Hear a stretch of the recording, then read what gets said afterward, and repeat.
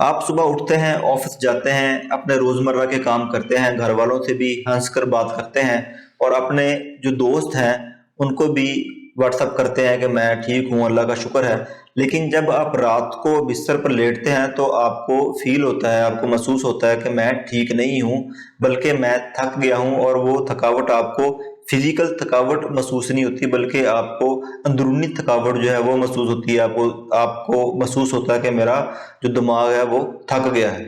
आज मैं बात कर रहा हूँ एक ऐसी प्रॉब्लम के मुतल्लिक, एक ऐसे मसले के मुतल्लिक जो पाकिस्तान में बहुत ज़्यादा आम होता जा रहा है, लेकिन लोग इसके बारे में बात नहीं करते, लोग इसको कोई नाम नहीं देते। इसको कहते हैं कि फंक्शनल डिप्रेशन या साइलेंट मिडिल क्राइसिस। यानी कि आप अपने रोजमर्रा के काम तो कर रहे होते हैं, आप फंक्शन तो कर रहे होते हैं, लेकिन आप फील कुछ नहीं कर रहे होते, आपकी सारी फीलिंग्स जो हैं वो खत्म हो जाती हैं। और मैं ये बताता चलूँ कि ये वाली वीडियो एक अवेयरनेस के लिए है, कोई मेडिकल एडवाइस नहीं है। अगर ये वीडियो देखकर आपको लगता है कि आप प्रॉब्लम में हैं तो किसी प्रोफेशनल शख्स से आप राब्ता कर सकते हैं। फंक्शनल डिप्रेशन का मतलब ये नहीं होता कि आप बेड से उठ नहीं पा रहे, आप कुछ कर नहीं पा रहे, बल्कि फंक्शनल डिप्रेशन ये होती है कि आप नज़र तो बिल्कुल ठीक आ रहे होते हैं, जॉब भी चल रही होती है, फैमिली की जो रिस्पॉन्सिबिलिटी है वो भी पूरी हो रही होती है, फैमिली के फंक्शन वगैरह भी आप अटेंड कर रहे होते हैं, लेकिन अंदर से खुशी महसूस नहीं होती, चीज़ों में मज़ा नहीं आ रहा होता, हर वक्त अपने आप को कोसते रहते हैं और दिमाग में कांस्टेंट जो है वो एक काफ़ी चीज़ें चल रही होती हैं। आप यानी कि एक पुरसकून जगह पे बैठे हों जहाँ बिल्कुल शोर ना हो, तो फिर भी आप जो है वो अपने आप को पुरसकून फील नहीं कर रहे होते, आपको ऐसा लग रहा होता है जैसे बहुत ज़्यादा शोर है, आप अपने आप में कंफर्टेबल जो है वो फील नहीं कर रहे होते।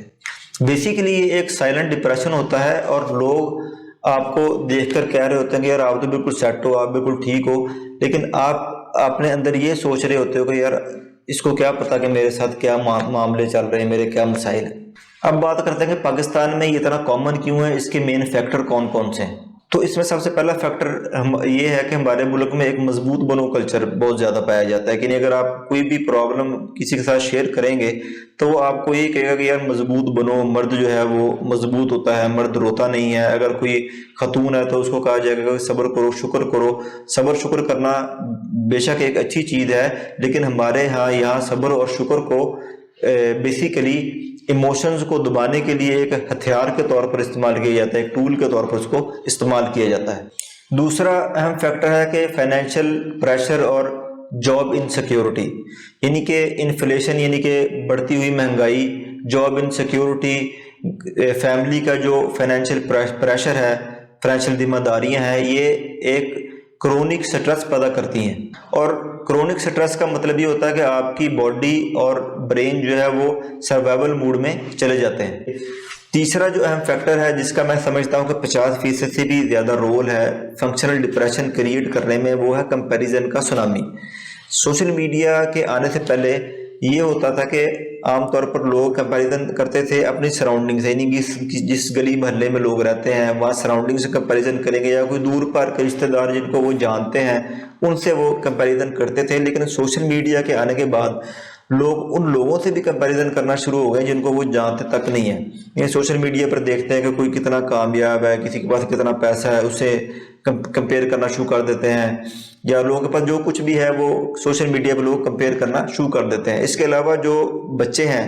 वो अपने वालिदैन को कंपेयर करना शुरू कर देते हैं कि हमारे वालिदैन ने हमारे लिए ये कुछ नहीं किया। सोशल मीडिया में जो वो देख रहे होते हैं कि दूसरों के बच्चों के वालिदैन ये कुछ कर रहे होते हैं और हमारे पेरेंट्स हमारे साथ ये नहीं कर रहे होते, तो ये बच्चे भी कंपैरिजन करना शुरू कर देते हैं, जिसकी वजह से जो पेरेंट्स हैं वो डबल स्ट्रेस में चले जाते हैं। और चौथा जो बड़ा मसला है वो है जी जॉइंट फैमिली सिस्टम का। जॉइंट फैमिली सिस्टम में लोग बेसिकली अपनी प्राइवेसी पे कॉम्प्रोमाइज़ कर रहे होते हैं, अपनी फ्रीडम पे कॉम्प्रोमाइज़ कर रहे होते हैं। और सबसे बड़ी वजह है कि जॉइंट फैमिली सिस्टम में जो देवरानियाँ, जेठानियाँ, ये भाभियाँ होती हैं, उनके दरमियान भी एक कंपैरिजन चल रहा होता है, कज़नों के दरमियान भी एक कंपैरिजन चल रहा होता है, जिसका सबसे बड़ा इफेक्ट जो है वो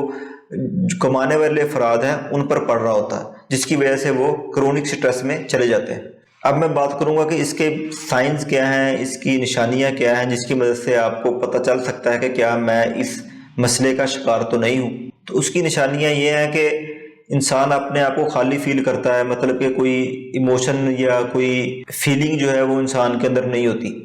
उसके अलावा छोटी छोटी बातों पर इरिटेट हो जाना, अगले से लड़ना शुरू कर देना, हर वक्त अपने आप को एक हैवी फीलिंग में महसूस करना कि मेरे ऊपर बहुत ज़्यादा बोझ है, बहुत ज़्यादा प्रेशर है, और खुशी को दुरानिया बहुत थोड़ा हो जाना, हर वक्त ओवर थिंकिंग करते रहना, फोकस मुश्किल हो जाना और डिसीजन मेकिंग जो है वो भी बहुत मुश्किल हो जाना, अपने आप को हर वक्त कोसते रहना, हर वक्त थकावट फील करना, सर दर्द, पेट का मसला या मसल टाइटनेस के मसाइल का शिकार रहना, नींद का बिगड़ जाना, या तो नींद बहुत थोड़ी आना, या जब नींद आती है तो कच्ची पक्की सी आती है, सुबह उठकर ऐसे फील होता है कि जैसे मेरी नींद पूरी नहीं हुई। उसके अलावा आपको ऐसा फील होना कि मेरी ज़िंदगी जो है वो एक ऑटो पायलट पे चल रही है, एक सेम ही रूटीन है, उसके अलावा इसमें कुछ नया नहीं है। लोगों से सोशली कम मिलना, कॉलों का, लोगों की कॉल का जवाब देने का दिल ना करना या मैसेज का रिप्लाई देने का दिल ना करना, बचपन में जो हॉबीज़ आपको पसंद थी, जिन चीज़ों को आप पसंद करते थे उनसे अब बोर हो जाना, और हर वक्त अपने आप को बिजी रखने की कोशिश करना, ये तमाम वो मेन निशानियां हैं, मेन सिम्टम्स हैं जिससे पता चलता है कि आप फंक्शनल डिप्रेशन का शिकार हो चुके हैं। फंक्शनल डिप्रेशन तब होता है जब आपका बॉडी और ब्रेन लंबे अरसे तक स्ट्रेस में रहते हैं। स्ट्रेस हार्मोन जब लंबे अरसे तक हाई रहते हैं तो आपका जो ब्रेन होता है वो सेफ मूड में चला जाता है, जिसकी वजह से आप फीलिंग लेस और लो एनर्जी महसूस करते हैं। अब बात करते हैं कि इस सूरत हाल को आप कैसे हैंडल कर सकते हैं, वो कौन सी अवामल हैं, वो कौन सी चीज़ें हैं जिनके करने से आप इन मामलात को थोड़ा बहुत कंट्रोल जो है वो कर सकते हैं। तो सबसे पहली चीज़ ये है कि आप एक्सेप्ट करें कि आप ठीक नहीं हैं, क्योंकि जब आप एक्सेप्ट करते हैं तो आपकी चेंज जो है वो वहीं से शुरू हो जाती है कि आप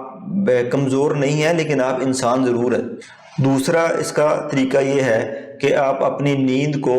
नींद पे बिल्कुल कंप्रोमाइज़ ना करें, आप एक रूटीन बनाएं। जब आप अपनी उठने की रूटीन सेट करेंगे तो आपकी सोने की जो रूटीन है वो ऑटोमेटिकली सेट हो जाएगी। अगर आपको नींद नहीं आती या कम आती है या देर से आती है तो कोशिश करें कि सोशल मीडिया का इस्तेमाल या मोबाइल का इस्तेमाल सोने से 1 घंटा पहले या आधा घंटा पहले बिल्कुल बंद कर दें। तीसरा तरीका इसका ये है कि आप अपनी बॉडी को हरकत में रखें, अपने जिस्म को हरकत में रखें, एक जगह ज़्यादा देर ना बैठें। अगर आप जिम नहीं जा सकते, डेली एक्सरसाइज नहीं कर सकते तो कोशिश करें कि बहुत ज़्यादा वॉक करें, बहुत ज़्यादा चलें। चौथा तरीका ये है कि किसी भी शख्स को जो बहुत ज़्यादा बाएतमाद है, वो आपका दोस्त है या कोई फैमिली मेम्बर है या कोई आपका पार्टनर है, उसको आप सच सच बताएं कि आप इस वक्त किन हालात से गुजर रहे हैं, ताकि आपको भी फील हो कि आपकी जो मुश्किलात हैं, आपके जो एहसासात हैं वो दूसरा बंदा भी जानता है। पांचवा तरीका ये है कि आप अपनी छोटी छोटी बाउंड्रीज बनाएं ताकि आपके इर्द गिर्द जो लोग हैं उनको पता चले कि इन बाउंड्रीज को अगर वो क्रॉस करेंगे तो आप अच्छा फील नहीं करेंगे। लोगों को बताएं कि ये मेरी बाउंड्रीज हैं, आपने इनको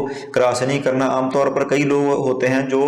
हर वक्त किसी ना किसी काम के लिए अवेलेबल होते हैं दूसरों की हेल्प के लिए, तो ये तरीका ठीक नहीं है, ये आपको स्ट्रेस में डाल सकता है। तो आप अपनी बाउंड्रीज बनाएं और लोगों को बताएं कि आप इन चीज़ों को पसंद नहीं करते, ये आपकी लिमिटेशन है। उसके अलावा छठा तरीका ये है कि आप अपना मोबाइल का इस्तेमाल, सोशल मीडिया का इस्तेमाल कम से कम करें और कोशिश करें कि सोने से 1 घंटा पहले या आधा घंटा पहले मोबाइल का इस्तेमाल बिल्कुल बंद कर दें और उठने के 1 घंटे बाद या आधे घंटे बाद तक का यानी कि मोबाइल का इस्तेमाल बिल्कुल बंद करें। और सातवां सबसे इम्पोर्टेंट चीज़ जो है वो मैं आपको बताने लगा हूँ कि हमारे यहाँ आमतौर पर ये समझा जाता है कि जो लोग दिमागी तौर पर पागल होते हैं या जिनका दिमाग हिला हुआ होता है, सिर्फ वही लोग साइकियाट्रिस्ट के पास जाते हैं, किसी डॉक्टर के पास जाते हैं। तो बिल्कुल गलत सोच है। हमारा दिमाग भी हमारे जिस्म का एक हिस्सा है। जब हमारे जिस्म का कोई हिस्सा बीमार होता है, उसमें दर्द होती है, उसमें तकलीफ होती है, तो हम किसी डॉक्टर के पास दवाई लेने जाते हैं। तो जब हमारा जो ब्रेन है वो भी बीमार होगा तो उसकी भी तो कोई ना कोई दवाई किसी से लेनी है ना। तो ये बिल्कुल गलत सोच है। और अगर आपको फील हो रहा है कि आप इस मसले का शिकार हैं और ज़्यादा आपको स्ट्रेस फील हो रही है तो आप प्रोफेशनल डॉक्टर से भी रब्ता कर सकते हैं। इसमें कोई शर्मिंदगी वाली, कोई परेशानी वाली, कोई अफसोस वाली बात नहीं है। और अगर आपका कोई अपना या कोई करीबी इस मसले का शिकार है तो बजाय उसको तसल्ली देने के कि मैं तुम्हारे साथ हूँ, ज़्यादा सोचा ना करो, या तुम्हें किस चीज़ की ज़रूरत है, अगर कोई पैसे वगैरह की ज़रूरत है तो मैं तुम्हें दे देता हूँ, इस तरह की तसल्लियाँ देने के बजाय उसको आप सच बताएं कि भाई आप फंक्शनल डिप्रेशन का शिकार हैं और उसके इलाज के लिए आप ये काम कर सकते हैं। उसको आप मुख्तलिफ तरीके बता सकते हैं जो मैंने इस वीडियो में आपके साथ शेयर किए हैं, या आप उसको डॉक्टर के पास जाने की जो है वो मशवरा दे सकते हैं। अच्छा, फंक्शनल डिप्रेशन की जो शदीद नोयत होती है वो ये होती है कि इंसान अपने आप को नुकसान पहुंचाने के बारे में सोचना शुरू कर देता है, यानी इस तरह के ख्यालात आने शुरू हो जाते हैं। तो अगर आपको भी इस तरह के ख्यालात आ रहे हैं, क्योंकि किसी दूसरे पे बस तो चलता नहीं, तो इंसान का अपने ऊपर बस चलता है, तो अपने आप को नुकसान पहुंचाने के ख्यालात आने शुरू हो जाते हैं। तो अगर इस तरह का मसला आ रहा है तो जो काबिल इत्मीनान शख्स आपकी ज़िंदगी में है उनके साथ रहें, अकेले ना रहें और फौरी तौर पर किसी प्रोफेशनल डॉक्टर से रब्ता करें। अगर आपके इर्द गिर्द कोई दोस्त अहबाब या फैमिली में कोई शख्स इन मसाइल का शिकार है तो उसको ये वीडियो लाजमी शेयर करें ताकि ये इंफॉर्मेशन उसके काम आ सके।